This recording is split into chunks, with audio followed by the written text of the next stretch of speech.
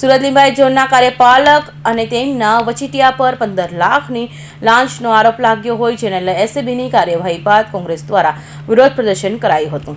સુરત મહાનગરપાલિકા લિંબાયત ઝોનના કાર્યપાલક એન્જિનિયર વિપુલ ગણેશવાલા તેમનો વચેટિયાઓ 15 લાખની લાંચ કાંડમાં સંડોવાયેલા છે. જો કે બંને હાલ એસીબીના હાથે આવ્યા નથી, પરંતુ તેઓ સામે એસીબીએ ફરિયાદ નોંધી છે. લિંબાયત ઝોનમાં ક્લાસ 1 અધિકારી એવા કાર્યપાલક એન્જિનિયર જ લાંચ કાંડમાં ભેરવાતા વિરોધનો વંટોળો ઉભો થયો છે.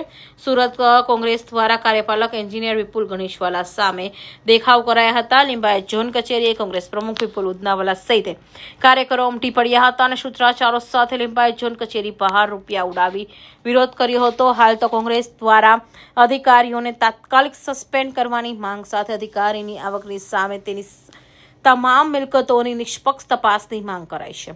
સાથે ભ્રષ્ટાચારથી ભેગા કરેલી મિલકત સામે કાર્યવાહી કરવાની પણ માંગ ઉઠી છે. Bureau report, Hind TV news, Surat.